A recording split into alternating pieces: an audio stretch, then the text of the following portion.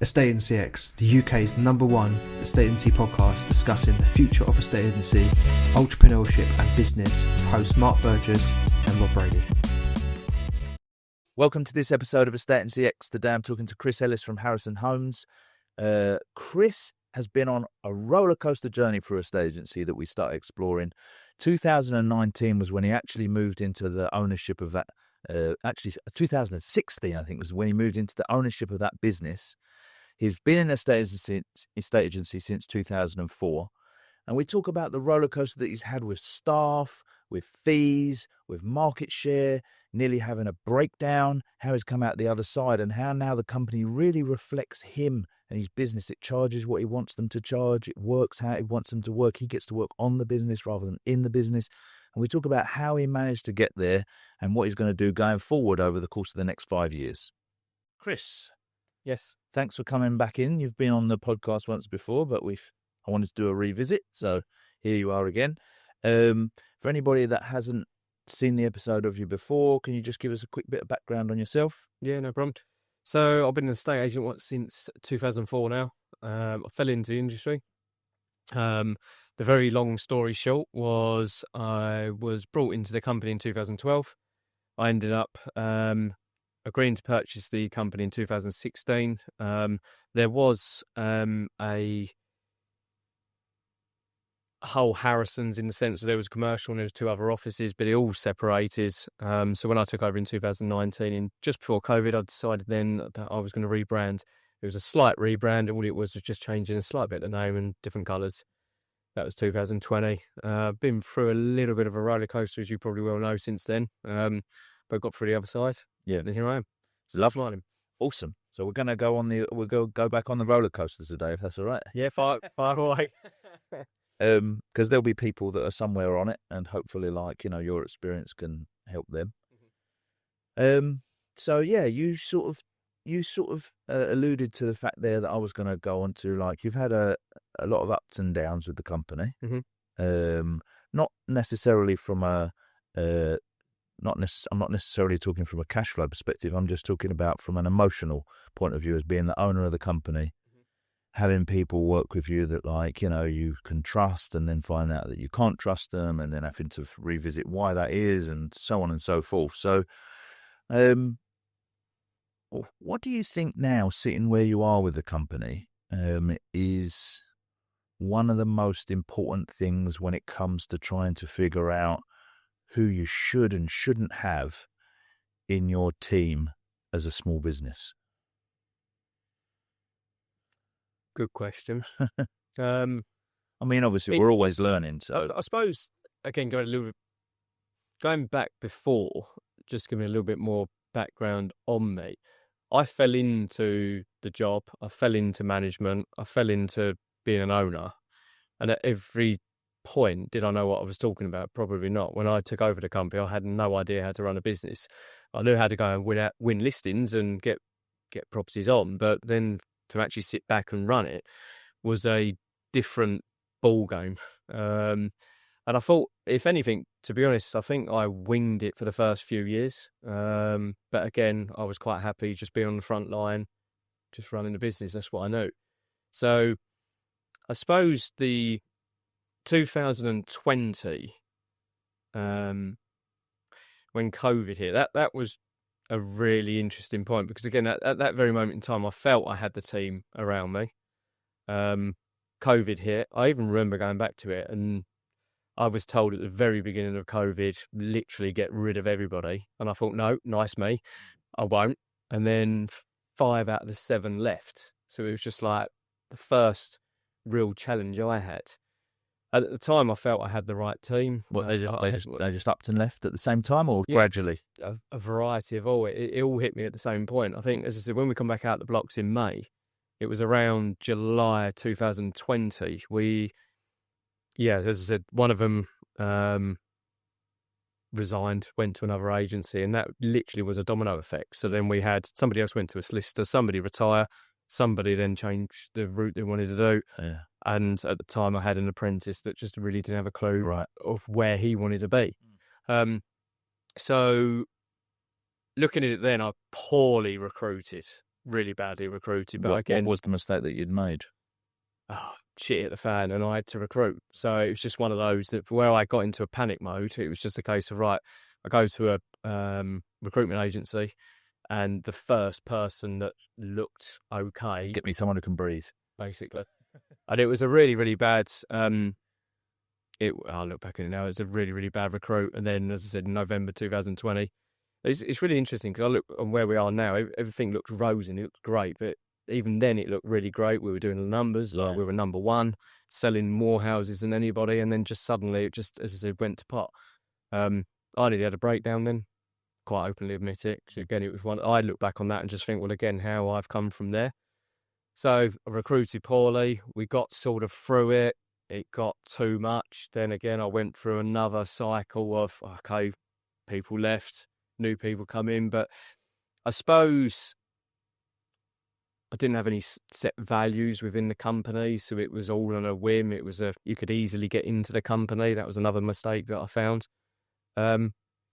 So the right people is the question you asked me at the very beginning. I think you probably, I don't remember what point you had them and didn't have them, but you have had values in the company before.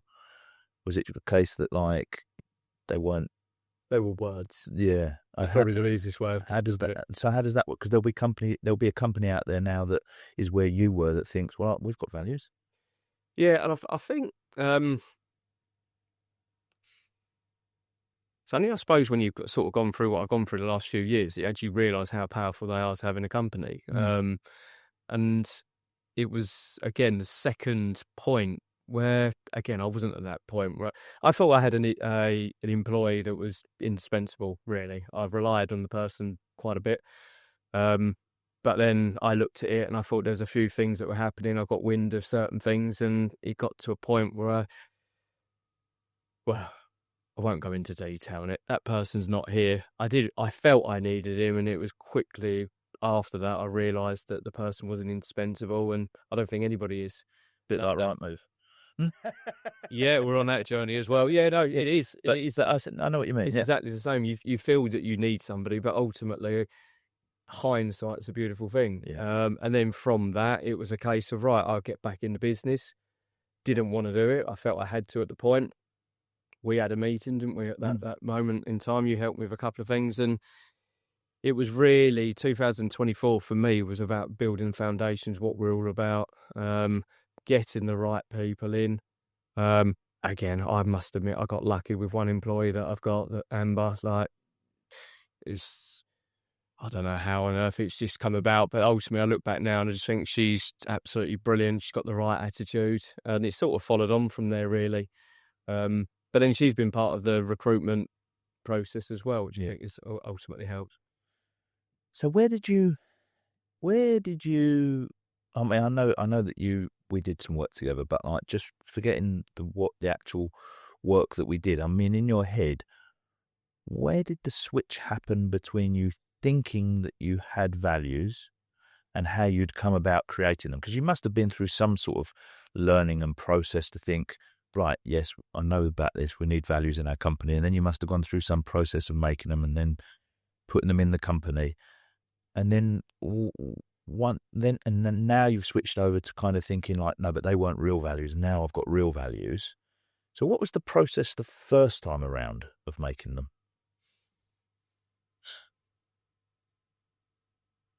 Going back to, I suppose that they were just words, I think, at the beginning. I think one of the key things that I worked on is just working on, what a value is, but then also calling out what a value isn't. So I think that's the other thing that I went through. If I went back probably about 18 months, 2 years ago, it was, again, working out the derailing and enabling behaviours on each value. So actually having them down, I had a culture booklet that I designed, and that was, again, sent out to any employee that I looked to recruit prior, or any person that I looked to recruit prior. So these are the sort of values, this is what we're going to call out. So I felt with that, it sort of disregarded a lot of those, because you could see from there on in that they weren't really interested. Yeah. So they didn't even get to the next stage. Yeah. Because I saw a company last week, and I was up doing a talk with them, and they rolled out some values. And quite a big event, and they put a lot of effort into it. And then afterwards, like, I was out for a meal with the directors, and I was like, I mean, their company's fucking phenomenal. There's no question about it. But like, just the values, I was like, yeah, you're going to change all of them. Mm-hmm. And they were like, it was like I don't know. They looked like I'd just done a shit on the floor or something. Do you know what I mean? Because they've just done a presentation to the whole company. But once you kind of really get it, you can see the difference between, like, I don't know, just some aspirational values and what really makes up you as a person, can't you? And what really makes up the people that you need around you, rightly or wrongly. Like, do you just need people around you that are like you, right? So how have you? How do your values work now in terms of recruiting people versus when they were just words on a wall? I think another thing that we've obviously gone through recently is again one of the things I actually got the team doing as well, which is working really, really well, is actually on a week by week basis. I'm getting the team to actually call out certain values that other individuals are doing within the team. So this is also breeding again that sort of culture within. But I think it's made easier conversations for me, because again, when there's and you know me, I'm quite hot-headed. I literally go straight in. It's a case of, well, rather than actually going straight to the point, it's a case of, well, look, this is where the values are. Which side of the fence do you think you're on? Do you think you're this side or this side? And again, it's put it back in the employees' ball court. And I think that's for me worked really well. And when you started to try to climb out of the mess, so let's go back to like 2020. 5 people left. You're back in the shit. It got busier than ever. Got busy to the point whereby, like, you're so busy you're having a breakdown. Mm-hmm.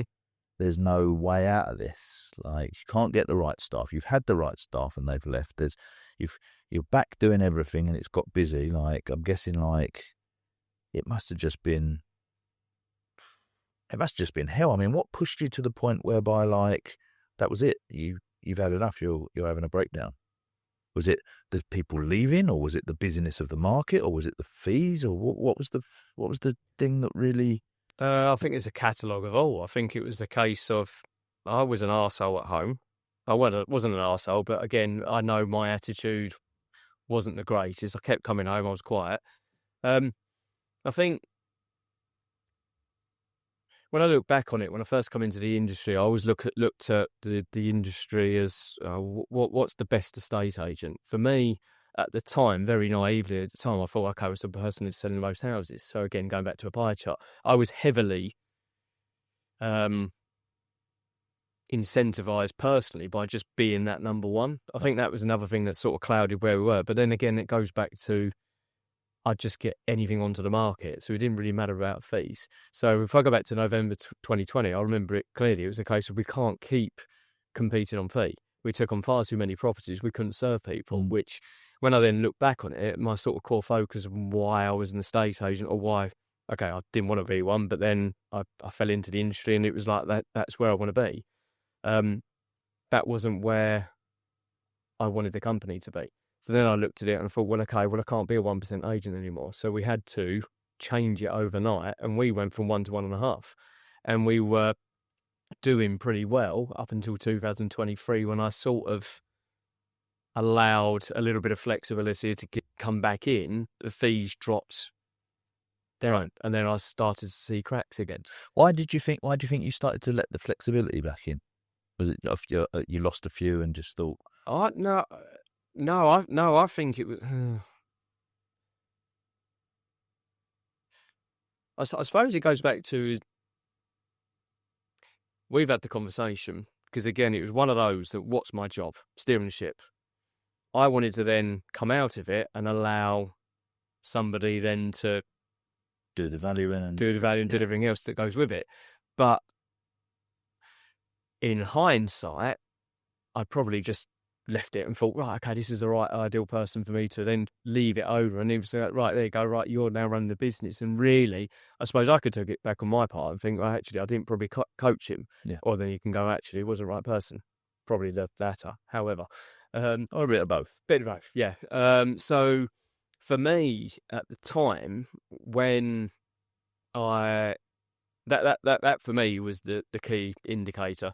The problem that we had there is because then we were sort of getting to the point where we weren't serving everybody, where the fees then dropped down. 2023, when the market shifted, we made a loss. And it again, for me, if I didn't have a reserve then, the business wouldn't be there. So it was fortunate I put money away.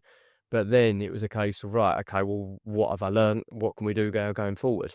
And this is why 2024 for me was a big change. Yeah. And so are you back charging the amount you want to charge now? We're back consistently at 1.5%, and we are quite happy to walk away. Where would I like to be based on the sort of figures and what we're achieving at the moment, which I'm actually quite proud of, because again, it's been a real good push these last 14 months. I do feel we're more, and we will be more.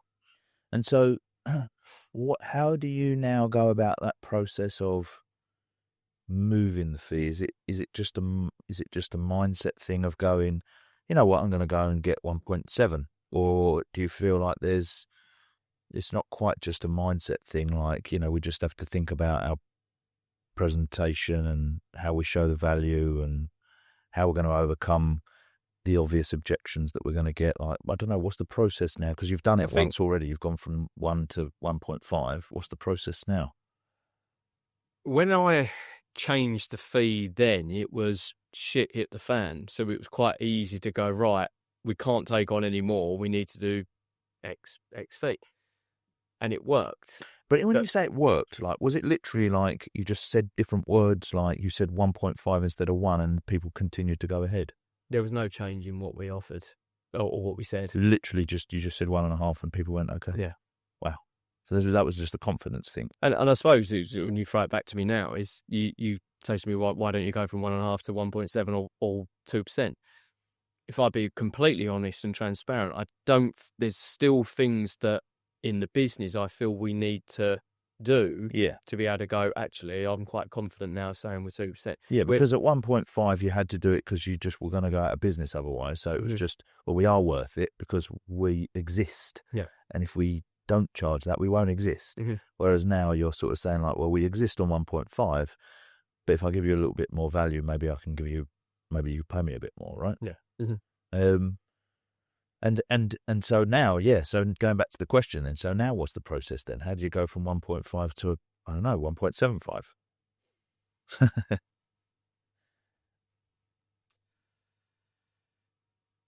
Probably me going out and demonstrating it, to be honest. Do you think that's something that you don't want to do because you want the valuer to build that structure it themselves, or do you think it's something you don't want to do because you're busy doing other things, or is it something that you are going to do anyway? We will be doing it because I'll be back valuing imminently because I'll be forced into a position of doing it. So I've got somebody going off on maternity, so it will happen probably within the next month or so. I think also as well, like looking at the change and everything, is one of the things I forgot to really mention is I'm not now on the dance floor. I am distanced. I've distanced myself away, which was a real, and you'll back me up on this, that was a real challenge for me. Yeah. Bearing in mind that I was so front facing all the time. And I was thinking this when I actually was coming up on the train today, actually, because I was like looking, I was thinking, end of last week, we had 2 really awesome reviews. And I must admit, if I'd have gone back a year ago, I'd have been gutted even if my name wasn't put in there. And I looked back and I was like, I don't want my name to be there now. But it's great now that my team are now getting these superb reviews. Yeah. So for me, it's more satisfying now that we've got to that point, especially for me. Yeah. That's amazing. So like, because when we started, 2024, you started the Business Accelerator program with us. Mm-hmm. And that must have been a tough thing to decide to do because, as you said, like 2023 was like a bit of a mixed bag year. So then deciding like, well, fuck it, we'll just spend this money on this course, and 12 months is a long period of time. It's a lot of commitment as well. Yeah. But like spending that period of time working just on top of the business, because we had that chat, didn't we, where you mentioned it there, where I spoke about like who's steering the ship. Mm-hmm. for the people listening, like what we were talking about was like, if your company's a ship and you are in charge of steering it, but you keep going downstairs to do other jobs like valuations and, you know, sorting out offers and doing this, every minute that you're doing that, the wheel of the ship's just fucking going around on its own. Mm-hmm. And the ship's just going all over the fucking place. Be much faster to just steer it where it's supposed to go, even if the engine ran a bit slower. Mm-hmm. I.e., even if the conversion rate on valuations was slightly worse than yours, you'd still get there faster if someone was steering the ship. So then obviously you committed to this accelerator program. You spent 12 months going over various different parts of the company. What did we go through? Like the sales, the marketing, the processes, the disc profile, and all of that sort of stuff.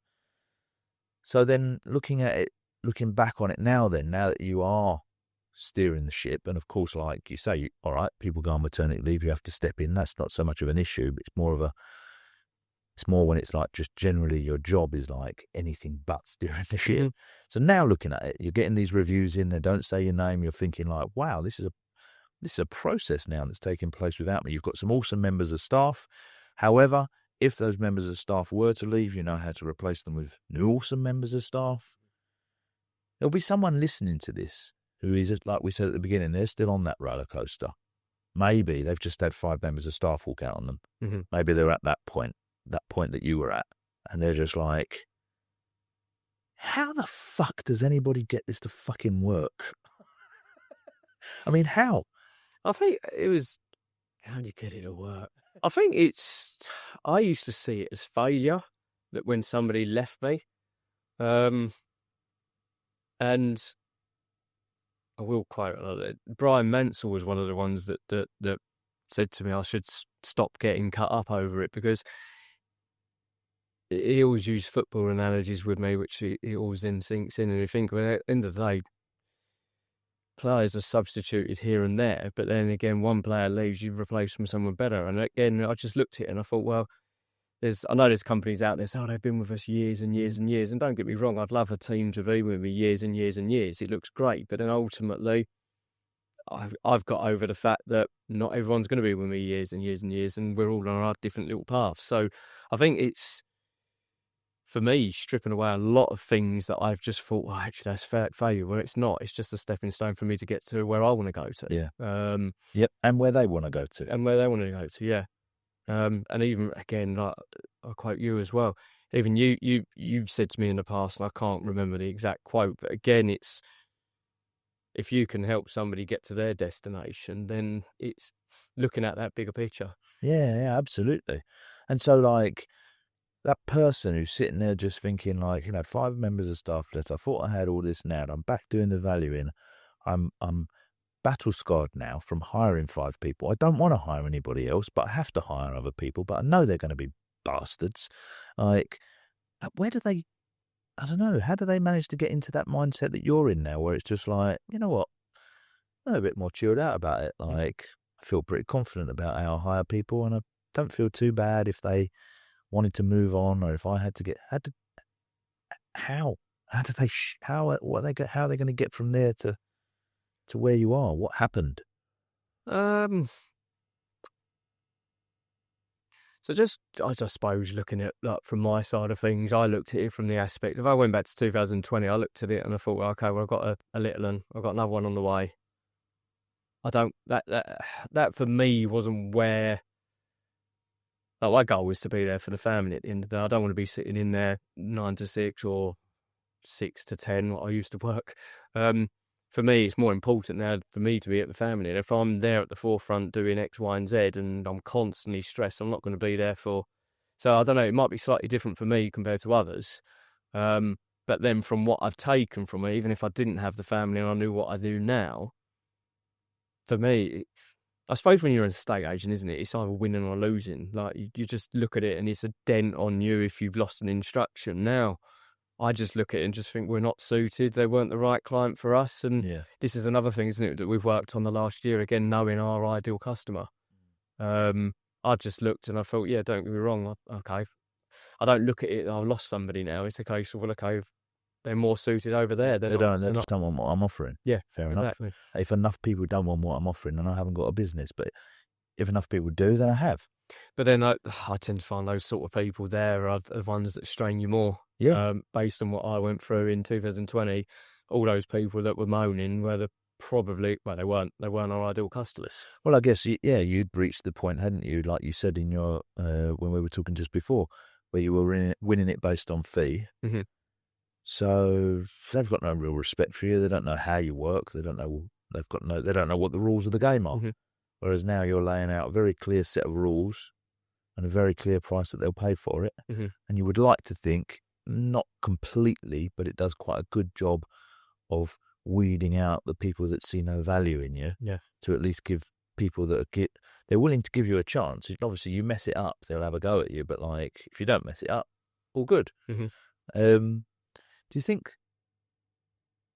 think that part of that is the difference between seeing Harrisons as a valuer and seeing Harrisons as a managing director? Because you just mentioned there about like, you take it personally when you lose a valuation and all that sort of stuff. But like, owner of the business doesn't. Valuer does. Mm-hmm. Like, owner of the business doesn't take it personally. Owner of the business understands like 33% conversion rate will be all right, provided we're going out on enough valuations. A 33% conversion rate would do us just nicely. And they're not taking it personally at all because they're not having to sit in someone's front room and then get rejected afterwards. Do you think that there's a big part of it is like that, again, comes back to that? Are you running the business or are you working as an estate agent inside the business? I think I'm going to go off topic here, but it's really interesting because I've just taken on Ben, as you well know, and he's come from a corporate background.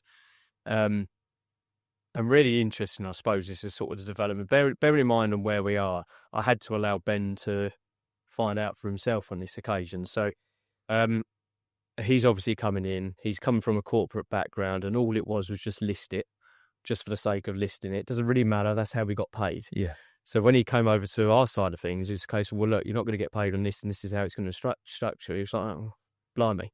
I went, well, I don't want just listings. I'm not interested in listings. If we want to sell them, we want to have the right people. So from him coming from that, fortunately, he hadn't been embedded into this corporate way. But there was one client there where, again, the corporate in him was, I need to get it on the market. I need to impress Chris. And I just looked and I knew he was going to be probably the worst client. But even so, he was a nightmare. And even Ben come to me, he's like, oh, he's going to disinstruct us shortly. He said the team don't like calling it, don't like speaking to him. They see his number and they shine away. I went, okay, fine. So what are you going to do about it? He said, well, the team don't like it. I said, okay, what are you going to do? I'm going to let him go. I went, great decision. Yeah. And even after that, he came back to me and he went, now I understand why you do it this way. Yeah. So it's really interesting. But again, but then that's our industry, isn't it? No, that's a lie, isn't it? Because I know there are other agents out there going to be listening to this going, no, it's not us, but it's just get it on. Yeah. Just for the sake of getting it on. The thing is like, it is our industry, but it's not just our industry. It's like every industry, every small business, everywhere.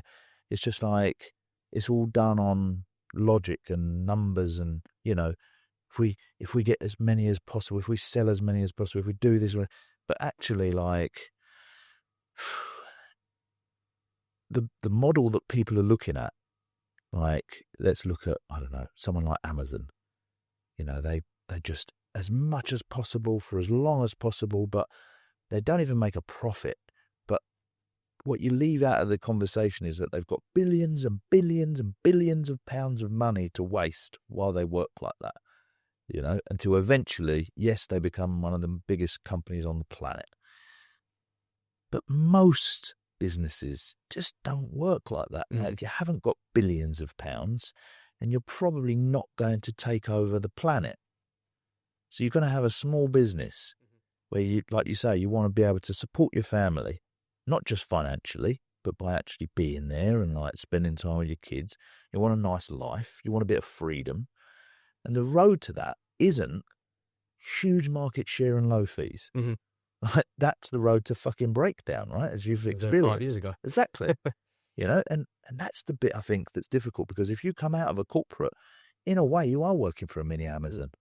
they don't care. They're just going for financial services. They don't give a shit about the listings or whatever the reason is. Like they have some loss-making branches, some profit-making branches. Like it's not even the same industry as a small independent. So for someone like Ben to see that for himself, and it's a powerful story because he can see now, this guy's using up our resources. This guy's pissing off everybody in our small team. Is this really worth it? Yeah. Because you know what comes right at the end? He tells you he don't want to pay your fee. And then there's no legal department dealing with it in another part of the country. You personally are now having a row with the guy on the phone. It's like, that's the reality of running a small business, isn't it? Deal with people that you like dealing with, that actually like your value. Work with team members that like working with you, not ones that come there because, I don't know, I just needed a job. There's nothing else to do. The values thing is a weird one because it seems like it's something for big corporations, like something so American, doesn't it? Yeah, I thought it before, again, going back to pre-COVID, I was just thinking, I can't understand why it works. Like, why doesn't everyone think like me? Yeah. Actually, you find it's for small companies. Because otherwise, how do you know who to employ?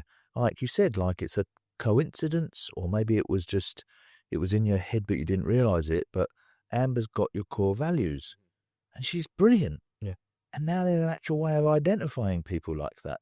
And people could fake it or lie or whatever, but like that's not gonna last very long, It gives you another barometer rather than just, I don't know, you seem all right, let's see how you get on. And like you say, like they get 6 months down the line, maybe they're doing okay, you start to feel a bit reliant on them, there's some sort of problem there, but no one's speaking about it, and eventually it all ends in a mess. So what about, obviously we're a technology company, so where do you see it from a technology point of view? Because obviously you've been in a estate agency now for what did you say? You said you came into it 24. Yeah. No, not 24. 2004. Yeah, 21 years. That's a long time to be in a estate agency. You've seen lots of different technology. Where do you think the technology's going to in terms of estate agency? Yeah.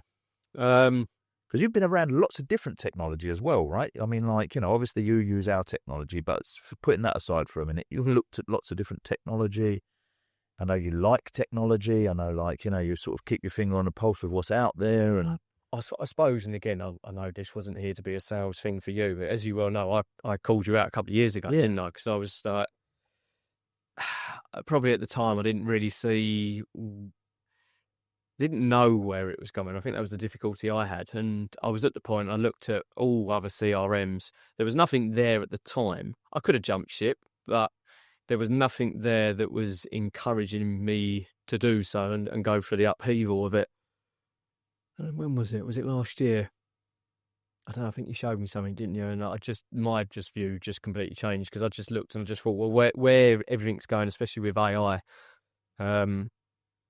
you've blown my mind with some of the stuff that's coming. And I just look and I think, well, as harsh as it sounds, and I don't think we're going to eliminate people out of a state agency, but I do think there's going to be certain roles within our industry that's going to disappear, for instance. And I think it's a good thing, to be honest. I think it's a good thing for the actual industry as a whole because you're going to have quality people there, personally, for me. There's not going to be an admin role. There's not going to be a neg role. I think it's just going to be front-facing valuers, if you want to class them as a valuer. I don't know why I said valuer. I don't class us as valuers. Yeah. But ultimately, I think there's going to be somebody there that's actually going to go and win the business. Yeah, like a company representative sort of thing. But then, other than that, I do feel there's going to be a struggle for any other role within the industry. Yeah. And I think unless people jump on board very quickly, I think, am I worried for the corporates? I don't know if I am, to be honest, but I don't think the corporates are going to turn it around quite quick enough, I think. No, probably not. They probably won't change the business model. But again, like, they do have, different financial interests, the corporate, Mhm. don't they? You know, a lot of them do make their money from financial services and Yep. are perfectly happy for the estate agency side to be loss making, you know. So that's the problem for you know, independents, because they corporates do say list at any price, and they're independents trying to compete, wondering like, how are they making any money? It's like, well, they're not making any money. Well, even though I look back on it, I think where we were pre-2020, we're doing 1.5 times less now, and we're doing 30 grand more. Yeah, it's crazy. But there's something that stops you thinking that way, though, isn't there? It's like, otherwise we'd just keep going with it. Mhm. You know, there's another agent that we both know. I won't say their actual name on here, but like, he gradually has been putting his fees up since the day I met him. Mhm. And every now and then he messages me and goes, I can't believe it. I'm charging this much. Mhm. And I'm like, you know what I'm going to say to you, don't you? And, he, Fit. and then he comes back to you 6 months later, he goes, it's unreal. I'm doing this. I'm like, you know what I'm going to say to you now? But there always seems to be a point in our heads, doesn't there, whereby we get anchored to a certain price and go, any more than that would be hard. Yeah, I think, again, I'm going to go back now, because again, it's really interesting, because like one of the things that I've had from two of my people now that are actually going out and listing properties, both of them have come back to me interestingly and said they're going to up their fees. Now, if I would have said that, I don't think they would ever get to that Yeah. view. But because they've been on various courses with me and other agents are talking about increasing their fees, their mentality now is it's not me talking it, they're actually empowered to think, oh, actually, maybe we can up our fees. Yeah. So it's quite an interesting spin there. Yeah, it's crazy, isn't it? Like, there's actually no real difference. I mean, like, obviously, there comes a tipping point. You know, if you went from, say, 1.5% to 7%, then obviously someone might sort of think that's a bit strange. But is there really any likelihood that you're going to get less instructions at 1.6% than 1.5? Probably not. Probably not, no. That's like, so let's just go 1.6 then, shall we? It's the same with one but yes, yeah. It's such a crazy thing. Okay, so last question then. We spoke about technology, spoke there about roles, admin roles disappearing in a estate agency and it becoming more of a, the conversations need to be had by humans perhaps at this point, but like, you know, putting things into a spreadsheet, the artificial intelligence can do it. So if you do sort of put your future glasses on, where do you hope to take Harrisons over the course of the next, I don't know, 5 years? For you personally, maybe what role do you hope to have in that period of time? And like, you know, what do you hope for the company? Where do you see it going? Oh, good question.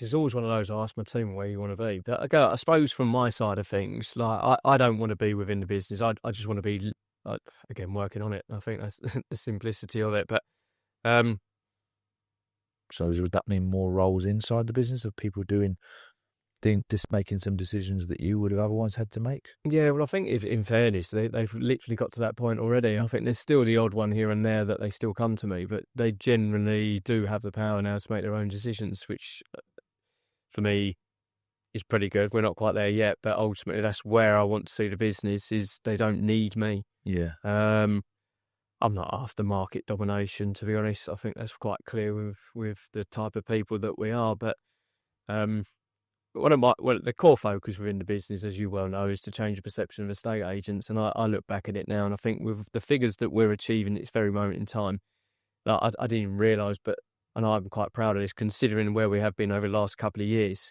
2023, we were sitting at 4 in 10 houses that we're selling. We are now 81%. Yeah. And then we're the closest, the average in the area is at 51% of what they're listing. So for me, I'm not going to say we're going to sell 10 out of 10 houses, but I'd want to be the talks about agent of making a difference.